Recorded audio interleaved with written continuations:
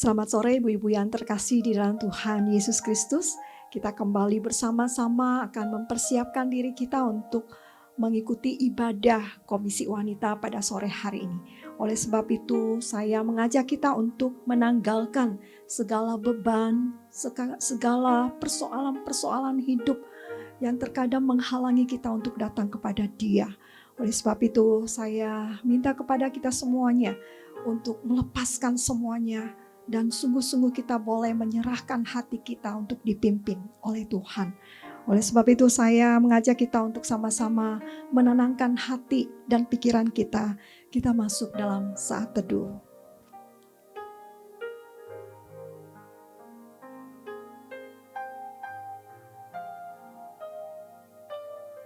Allah itu bagi kita tempat perlindungan dan kekuatan. Sebagai penolong dalam kesesakan, itu sangat terbukti. Kita berdoa. Bapa yang di sorga, kami bersyukur memiliki Allah yang mengasihi kami dan memelihara kehidupan kami dan menjamin kami. Kami bersyukur sampai saat ini, jikalau kami boleh memiliki tubuh yang sehat, itu semua hanya karena anugerah Tuhan. Jikalau kami masih bisa beribadah hingga saat ini, itu semua juga hanya karena anugerah Tuhan. Dan biarlah ibadah pada sore hari ini, Engkau hadir dan Engkau pimpin kami, sehingga kami dapat menikmati hadirat Tuhan dan sungguh bersyukur atasnya. Kami serahkan akan ibadah ini, baik dari awal hingga selesainya. Mohon Tuhan hadir dan menolong kami. Di dalam nama Tuhan Yesus kami berdoa dan bersyukur. Amin. Nah ibu-ibu sekalian, saya mengajak kita untuk menyanyikan satu pujian. Lagu tentang kasih Tuhan yang begitu indah dalam hidup kita. Di mana kita sudah menerima begitu banyak berkat, menerima penyertaan perlindungannya. Oleh sebab itu kita mau menyatakan bersama-sama, Kau yang terindah.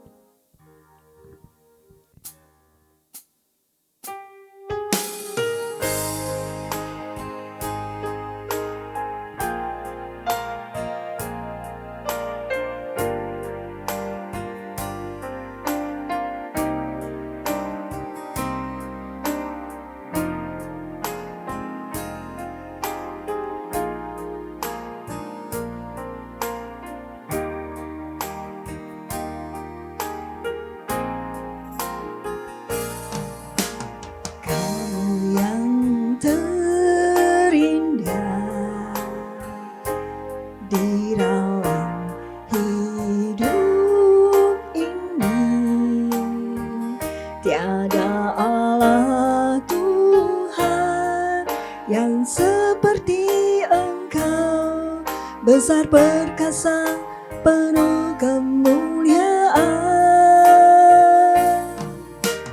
Kau yang termanis di dalam hidup ini. Ku cinta Kau lebih dari segalanya. Besar kasih setiamu kepadaku. Ku sembah Kau, ya Allahku. Ku tinggikan namamu selalu. Tiada aku tak berdoa menyembah Yesus Tuhan Rajaku.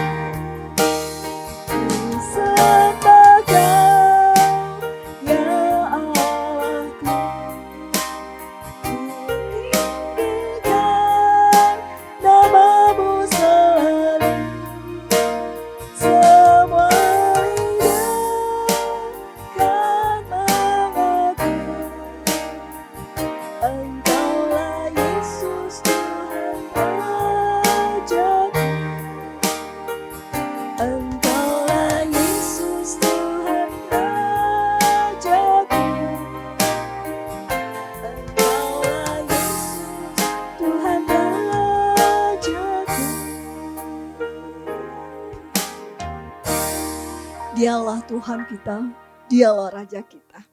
Dan kita dapat menyatakan akan pujian kita untuk kembalikan akan kemuliaan bagi namanya. Saudara, kita akan mempersiapkan hati kita untuk mendengarkan kebenaran firman Tuhan. Saya mengajak kita untuk menyanyikan suatu pujian dalam Yesus. Karena hanya di dalam Yesus kekuatan kita ada. Hanya di dalam Yesus kita sungguh memperoleh topangan dan kita punya pengharapan. Kita menyanyikan pujian ini bersama-sama. Kekuatan di hidupku, ku dapat dalam Yesus.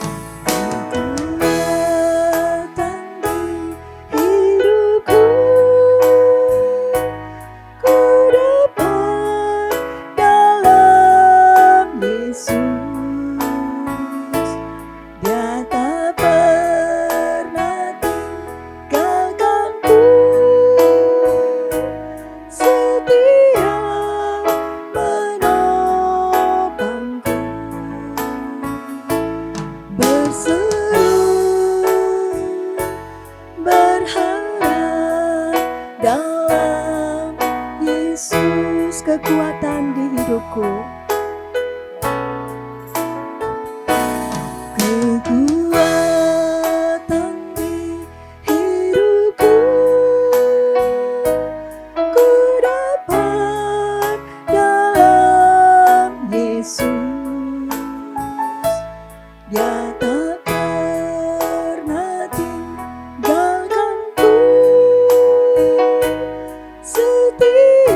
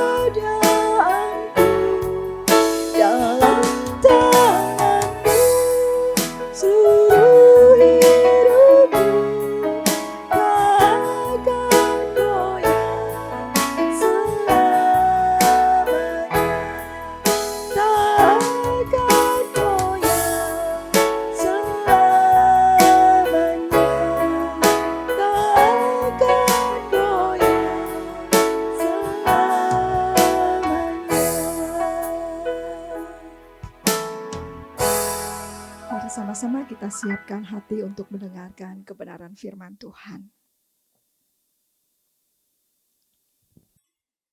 Mari kita masuk dalam doa.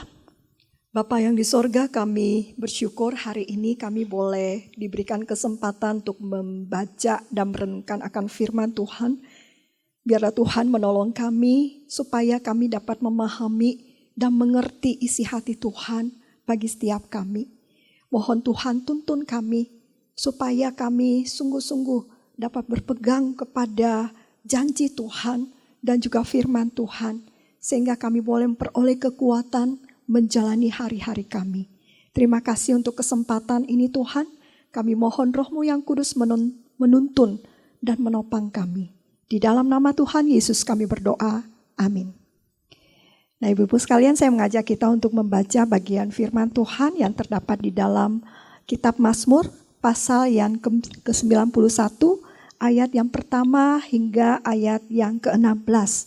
Namun saya akan membaca bagi saudara sekalian ayat yang pertama, kedua, ketiga, dan keempat. Kemudian kita baca ke ayat 14. Dalam lindungan Allah, orang yang duduk dalam lindungan yang maha tinggi dan bermalam dalam naungan yang maha kuasa akan berkata kepada Tuhan, tempat perlindunganku dan kubu pertahananku, Allahku yang kupercayai. Sungguh dialah yang akan melepaskan engkau dari jerat penangkap burung, dari penyakit sampar yang membusuk. Dengan kepaknya ia akan menudungi engkau di bawah sayapnya, engkau akan berlindung. Kesetiaannya ialah perisai dan pagar tembok. Kemudian di ayat ke-14, sungguh hatinya melekat kepadaku, maka aku akan meluputkannya. Aku akan membentenginya sebab ia mengenal namaku. Nah, saudara, firman Tuhan ini sudah sering kita baca.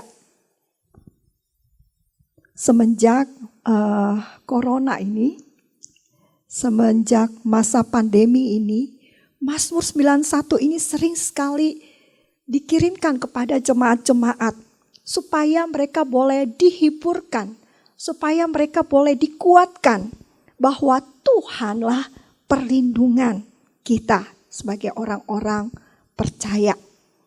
Namun saudara, di dalam kehidupan kita mengikut Yesus, di dalam kehidupan kita meminta perlindungan dan penyertaan daripada Tuhan, terkadang kita juga melihat situasi yang berbeda seperti yang kita harapkan. Berbeda dari seperti yang kita bacakan di dalam firman Tuhan ini. Saudara, kita tahu sama-sama bahwa ketika masa pandemi ini, setelah beberapa bulan kita melihat begitu banyak korban dan begitu banyak orang yang meninggal dunia akibat wabah ini, saudara. Dan ini dapat menyerang siapa saja. Dan itulah Mazmur 91 ini hadir supaya bisa memberikan kekuatan, memberikan penghiburan buat kita semua. Saudara, namun ketika kita membaca bagian ini, khususnya di bagian ayat yang ketiga sampai dengan ayatnya yang ke-13, kita melihat bahwa orang-orang yang berlindung kepada Tuhan, orang-orang yang percaya kepada Tuhan, mereka itu diluputkan dari semua persoalan-persoalan yang menghimpit mereka. Nah, saudara, di sini kita melihat bahwa walaupun orang itu di dalam perlindungan, penyertaan Tuhan, mereka juga tidak kebal dengan persoalan ataupun kesulitan di dalam hidup mereka. Saudara, di dalam ayat 3 sampai dengan ayat ke-14 itu, ke-13 itu dinyatakan bagaimana Tuhan melindungi. Di sana dikatakan Tuhan akan melepaskan dari jerat penangkap burung. Tuhan akan menaungi kita semua. Bahkan dia juga akan menolong kita ketika kita menghadapi akan penyakit sampar yang membusuk. Kemudian dia akan menudungi kita dengan kepak sayapnya. Dan dia pun akan melindungi kita. Dan dia menjadi pagar tembok kita. Perisai kita. Nah, saudara, kalau kita membaca bagian ini kita merasa aman, ada Tuhan yang menjaga dan melindungi kita. Namun saudara, kebimbangan itu sering hadir dalam diri kita, saudara. Kenapa? Ketika kita melihat orang-orang yang kita kenal, kita melihat orang-orang yang hidup di antara kita meninggal akibat corona, saudara. Kita melihat para dokter pun begitu banyaknya yang sudah meninggal dunia. Bahkan kita juga melihat orang-orang yang punya nama, punya uang. Mereka pun meninggal akibat corona ini. Bahkan kita juga melihat para rohaniwan juga banyak yang meninggal akibat corona ini, saudara. Saudara, apakah bagian ini masih relevan di zaman saat ini? Apakah bagian ayat ini atau Mazmur 91 ini masih relevan, saudara? Mungkin saudara juga akan berpikir, oh kita aman kalau kita percaya kepada Tuhan. Kita akan dilepaskan, kita akan dilindungi, kita akan disembuhkan. Memang saudara, banyak anak-anak Tuhan juga sembuh ketika mereka terjangkiti corona. Ketika mereka menjalani isolasi, mereka boleh sembuh. Tetapi tidak sedikit juga anak-anak Tuhan yang meninggal. Jadi saudara, kalau kita melihat apakah pastor di Italia begitu banyak yang meninggal? Apakah para pendeta di Indonesia dan berbagai negara termasuk di Amerika itu meninggal? Apakah mereka itu tidak dilindungi Tuhan? Apakah mereka itu tidak memiliki kekuatan ketika mereka berdoa? Saya percaya sekali saudara, para pastor, para pendeta, para penginjil, saudara, mereka itu berdoa berharap sepenuhnya agar Tuhan menolong mereka. Bahkan seluruh jemaat dan juga keluarganya mendoakan dia. Tetapi realitanya kita melihat hasilnya dia juga meninggal begitu ya saudara. Apakah Tuhan tidak melindungi dia? Nah saudara, inilah kita harus memahami dengan benar Mazmur 91 ini. Di dalam ayat yang pertama dan yang kedua, di situ dikatakan apa? Orang yang duduk dalam lindungan yang maha tinggi dan bermalam dalam naungan yang maha kuasa akan berkata kepada Tuhan, tempat perlindunganku dan kubu pertahananku, Allahku yang ku percaya. Saudara, bagian ini dinyatakan oleh penulis Mazmur, itu menyatakan bahwa kita yang percaya sepenuhnya kepada Tuhan, yang berlindung kepada Tuhan, yang bermalam ya dalam naungan yang maha kuasa. Apa maksud dengan bagian ini, saudara? Saudara, yang dimaksud di sini adalah orang yang duduk dalam lindungan yang maha tinggi dan bermalam dalam naungan yang maha kuasa. Itu artinya kita itu bergaul erat, mempunyai hubungan relasi yang kuat dengan Tuhan. Kita mengenal dia, kita tahu siapa dia, sehingga kita bisa percaya, mempercayakan seluruh hidup kita kepada dia.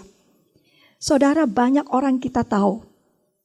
Kita tahu Presiden Jokowi, kita tahu dia adalah Presiden Republik Indonesia. Kita tahu dia orang nomor 1 Indonesia. Kita tahu orangnya tenang, kalem, sabar. Kita tahu. Tapi apakah kita kenal dia? Belum tentu, saudara. Karena kita tidak bergaul erat dengan dia. Mungkin kita tahu dia, oh Pak Jokowi, Presiden Republik Indonesia. Tapi dia tidak kenal kita kan? Dia tidak memiliki hubungan relasi dengan kita kan? Nah, saudara, yang dimaksud di sini adalah orang yang memiliki hubungan relasi yang dekat. Jadi Presiden Jokowi punya hubungan relasi yang dekat dengan siapa? Dengan keluarganya. Dengan istrinya, dengan anak-anaknya, dengan orang-orang di sekelilingnya di mana mereka sering berkomunikasi, saudara. Mereka sering bertemu. Orang-orang yang sekelilingnya ini benar-benar mengenal Presiden Jokowi. Dia tahu kesukaannya, makanan kesukaannya. Dia tahu hal-hal yang tidak disukai oleh Presiden. Dia tahu bahwa Presiden mungkin sering sekali bekerja sampai larut malam. Dia yang lebih mengenal. Bahkan kalau orang-orang di sekelilingnya, anaknya atau istrinya atau pengawal-pengawalnya bertemu dengan presiden kenal dia. Pak Jokowi kenal dia. Oh ini pengawal saya, oh ini anak saya, oh ini istri saya. Mereka boleh berkomunikasi. Mereka saling mengenal satu dengan yang lain. Yang seperti inilah yang dimaksud dengan duduk dalam lindungan dan bermalam dalam naungan yang maha kuasa. Sehingga ada suatu hubungan relasi yang kuat. Dan kita boleh melihat bahwa dialah Allah yang aku percaya. Saudara, satu tokoh di dalam Alkitab yang sungguh mengalami akan Mazmur 91 ini adalah Daniel, saudara. Salah satu tokoh dalam Alkitab. Dia memiliki hubungan yang sangat-sangat dekat dengan Allah. Nah, saudara, kenapa saya mengatakan demikian? Di dalam Daniel 6 ayat 1 dikatakan, dia sering masuk ke biliknya atau kamarnya, dan 3 kali sehari ia berlutut, berdoa, serta memuji Allahnya seperti yang biasa dilakukannya. Saudara, di sini kita boleh mengenal bahwa Daniel ini, dia sering sekali menyediakan waktunya di biliknya, yaitu di dalam kamarnya. Di situ dia menggunakan waktunya untuk berlutut dan berdoa dan memuji Allahnya. Saudara, dikatakan di sini seperti yang biasa dilakukannya, itu berarti dia melakukannya bukan sekali saja, tetapi itu berulang-ulang setiap hari dilakukannya, saudara. Jadi ada hubungan relasi yang baik antara Daniel dan Allah. Nah, saudara, inilah yang dimaksud dengan Mazmur 91 dan 9 ayat 1 dan 2. Sebagai orang yang dikenal, orang yang dekat dengan Allah, orang yang punya hubungan relasi yang baik dengan Allah, apakah dia aman-aman saja, dilindungi, dan sungguh hidup di dalam zona nyaman, saudara? Ternyata tidak, saudara. Daniel ini menjalani masa pembuangan. Dia ditawan dan dibawa di negeri yang asing. Dan kemudian dia dari situ berkat anugerah kecerdasan yang Tuhan berikan kepada dia, hikmat yang Tuhan berikan buat dia. Dia sungguh diangkat menjadi pejabat di negara asing tersebut. Dan dia menjadi kesayangan raja. Saudara, ini kalau bukan Tuhan yang menolong dia untuk bisa menghadapi situasi-situasi sulit, rumit, dan berat ini. Dan saudara, dia boleh tetap hidup pada saat itu. Saudara, kalau kita melihat selanjutnya bagaimana Daniel ternyata juga dimusuhi oleh orang-orang yang merasa iri kepada dia. Sehingga pada satu waktu, saudara, dia dijebak, saudara. Dan akhirnya dia harus masuk ke gua singa, saudara. Saudara, yang menarik di sini, dia walaupun dia berada di gua singa dan menghadapi singa-singa yang kelaparan itu, saudara. Oh, raja merasa sedih sekali. Kenapa? Karena berkat peraturan yang dinyatakan bahwa mereka semua hanya harus menyembah kepada raja dan tidak bisa menyembah kepada orang hal-hal yang lain termasuk dewa-dewa dan lain sebagainya. Tetapi karena Daniel setiap hari dia menggunakan waktunya untuk berlutut, berdoa dan memuji Allahnya, itulah menjadi jebakan buat dia. Dan dia ditangkap karena dia tidak menyembah kepada raja. Dan dia dimasukkan ke dalam gua singa. Saudara, di dalam Daniel 6 ayat 17, raja mengatakan demikian kepada Daniel ketika dia dimasukkan ke gua singa. Allahmu yang kau sembah dengan tekun, dialah kiranya yang melepaskan engkau. Saudara, semalaman Daniel berada di gua singa tersebut. Dan keesokan harinya, raja penasaran. Dia cepat-cepat datang dan membuka akan gua tersebut.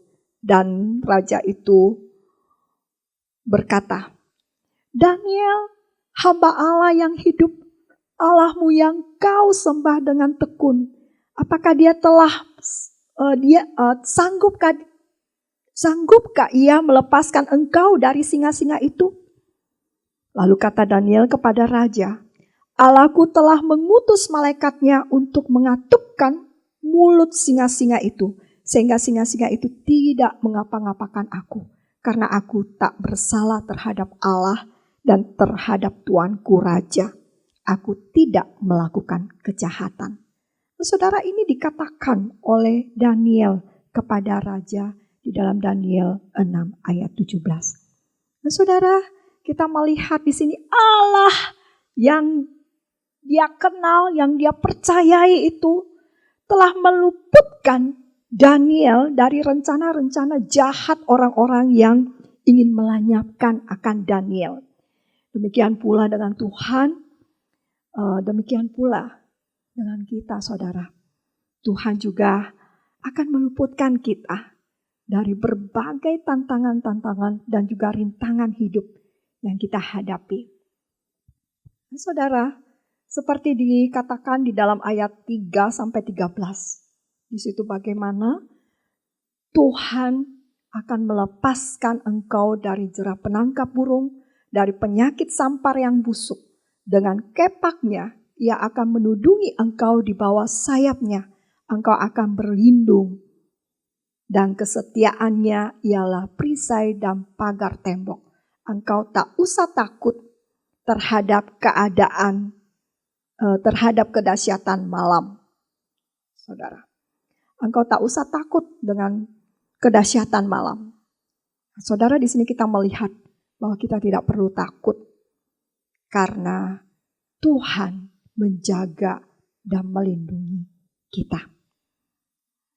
Namun saudara, ketika kita membaca bagian ini, janji penyertaan, perlindungan, dan meluputkan kita dari mara bahaya menjadi hal yang ambigu.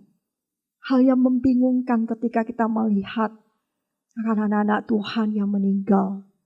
Dan tadi kita bisa lihat di berita Armenia, banyak anak-anak Tuhan yang diserang oleh musuhnya, ya saudara. Dan akhirnya banyak anak-anak Tuhan yang meninggal dunia. Apakah Tuhan tidak meluputkan mereka? Dan kita melihat juga, ya, ketika masa pandemik ini, kita melihat seperti yang saya katakan tadi, para hamba-hamba Tuhan yang selalu berlutut dan selalu berdoa.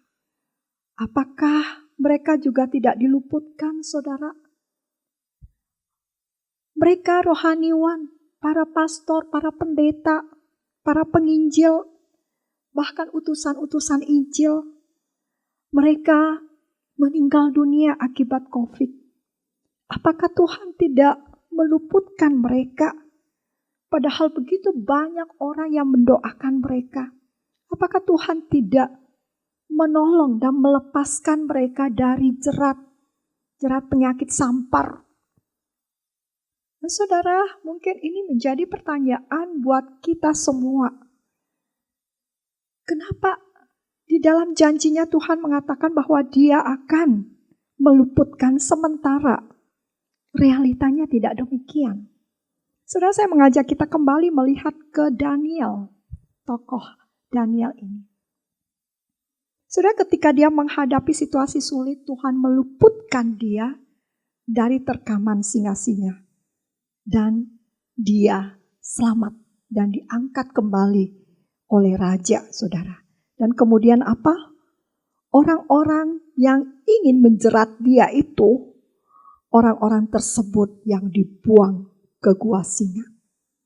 Kemudian Raja Darius memberikan perintah bahwa di seluruh kerajaan yang kukuasai, yang maksudnya di sini Raja Darius kuasai, orang harus takut dan gentar kepada Allahnya Daniel.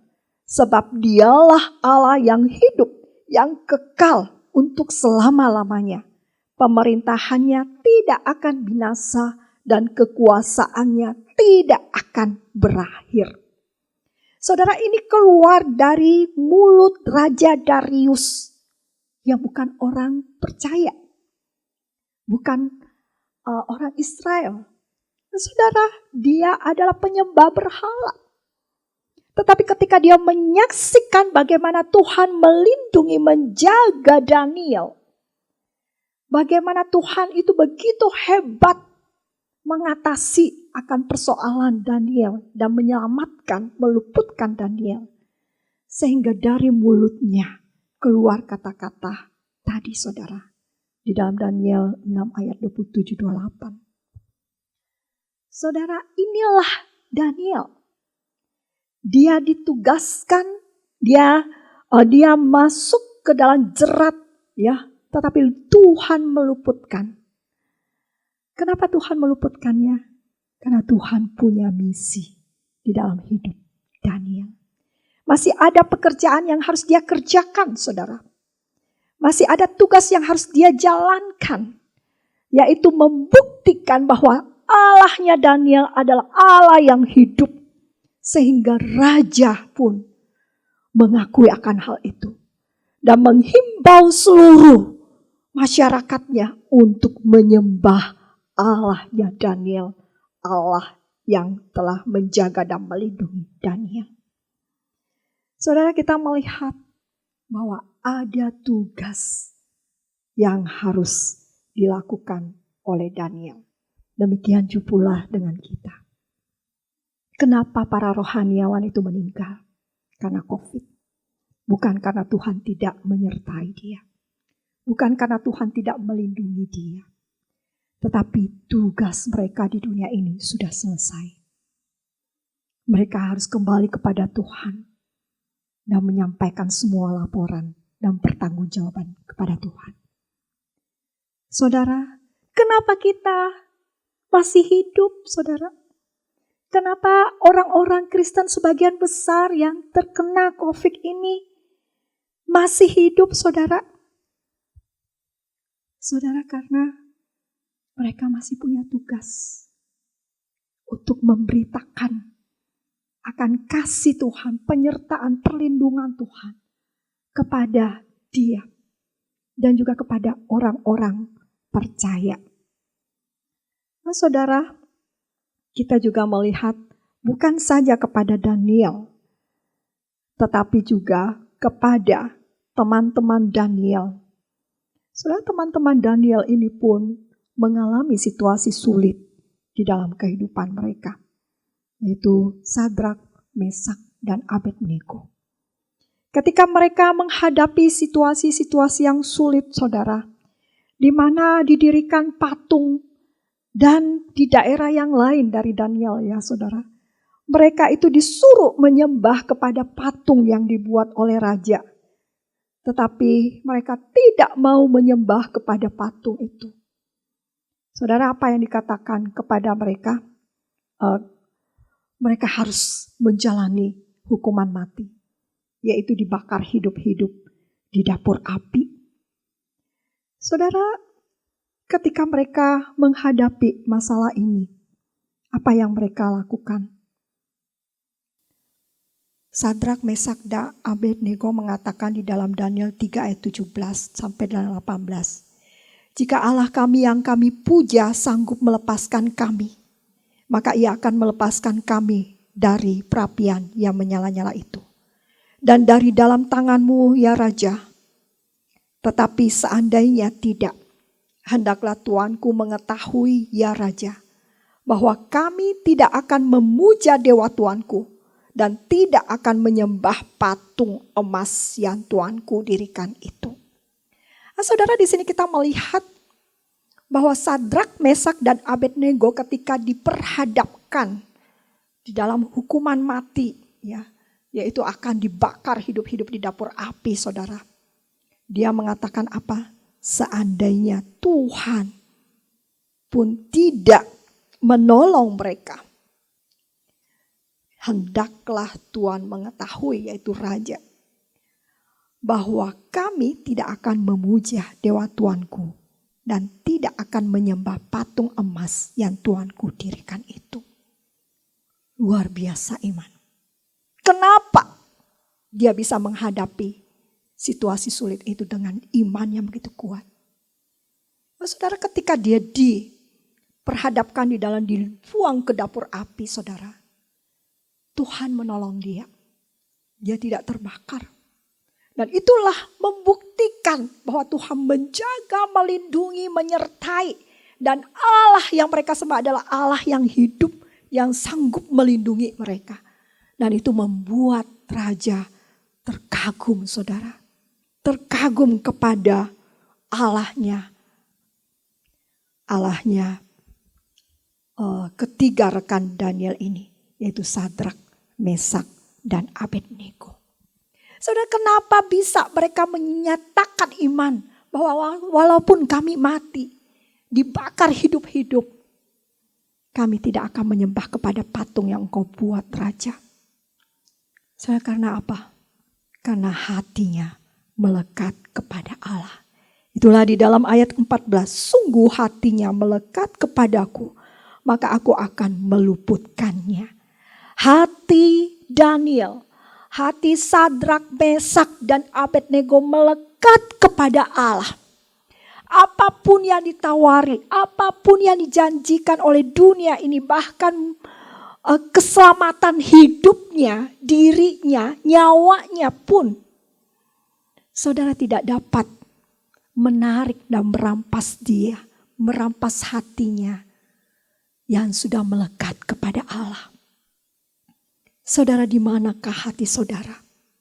Apakah hati saudara melekat kepada Allah? Ataukah hati saudara melekat kepada harta benda saudara? Melekat kepada keluarga saudara?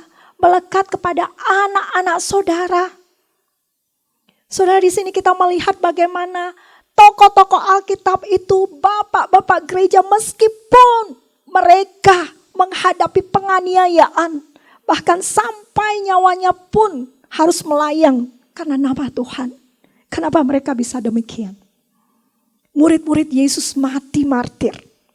Bapak-bapak gereja kita banyak yang mati martir, saudara. Orang-orang Kristen mula-mula banyak yang mati karena iman mereka. Kenapa, saudara? Karena hati mereka melekat kepada Allah. Adakah hati saudara melekat kepada Kristus? Ketika hati saudara melekat kepada Kristus, meskipun saudara menghadapi ancaman yang seberat apapun, bahkan itu kematian pun, saudara bisa menghadapinya. Karena apa? Karena hati saudara sudah melekat kepada Kristus. Nah, saudara, inilah hasil dari rasa percaya itu. Ketika saudara hidup ragu, bimbang, saudara belum layak dikatakan percaya. Ketika saudara masih menyembah hal-hal yang lain selain pada Tuhan, selain pada Yesus Kristus Allah kita, dan mempercayai dan menarik hati saudara itu, saudara belum layak memiliki hati yang melekat kepada Kristus. Ketika saudara menggenggam gadget saudara dan saudara terus berusaha mengumpulkan uang memberi gadget-gadget yang ternama, yang mahal, yang keluaran terbaru, saudara memikirkan itu. Hati saudara belum melekat pada Kristus. Karena apa? Gadget itulah hati saudara melekat kepada gadget itu. Saudara mengatakan, saya gak bisa hidup kalau tidak ada gadget handphone saya. Hati saudara sudah melekat kepada handphone saudara. Ketika saudara mengatakan, saya gak bisa hidup kalau gak punya uang. Hati saudara sudah melekat kepada uang tersebut. Saudara, kemanakah hati saudara melekat? Adakah saudara memiliki hati yang melekat kepada Kristus? Apapun yang saudara alami, hati saudara masih melekat pada Kristus. Demikianlah anak-anak Tuhan yang ketika menghadapi kematian, hati mereka melekat kepada Kristus. Sehingga mereka boleh menerima semuanya. Jikalau saudara bisa hidup hingga saat ini, mungkin Tuhan bertanya kepada saudara, kemanakah hatimu melekat? Kemanakah hatimu melekat? Biarlah pertanyaan ini selalu hadir dalam hati dan pikiran kita. Kemanakah hati kita melekat? Mari kita masuk dalam doa. Bapa yang di sorga, kami bersyukur kepadamu. Hari ini kami boleh belajar bagian daripada firman Tuhan. Bagaimana seharusnya kami percaya kepada Engkau Tuhan. Bagaimana seharusnya kami sungguh-sungguh berlindung kepada Engkau. Namun walaupun di dalam keyakinan kami harus menghadapi situasi berat, situasi sulit, dan bahkan mungkin Tuhan berdiam diri. Biarlah iman kami tetap percaya kepada Engkau. Hati kami tetap melekat kepada Engkau Tuhan. Tolonglah kami yang lemah ini. Dan kami doakan semuanya ini. Dan bantulah kan setiap anak-anak Tuhan. Sehingga semua mereka memiliki hati yang melekat kepadamu. Dan bukan kepada materi-materi yang ada di dalam dunia ini. Tetapi melekat kepada Engkau Tuhan. Sebagai Tuhan dan Juru Selamat hidup kami. Yaitu Yesus Kristus. Di dalam nama Tuhan Yesus kami berdoa. Amin. Terima kasih Tuhan Yesus berkati dengan firman Tuhan ini. Amin. Demikianlah akan kebenaran firman Tuhan yang kita dengarkan bersama-sama. Saya percaya bahwa kita semua boleh memperoleh kekuatan dari firman Tuhan yang kita dengarkan bersama-sama tadi. Bagaimana Tuhan menjaga kita, Tuhan melindungi kita.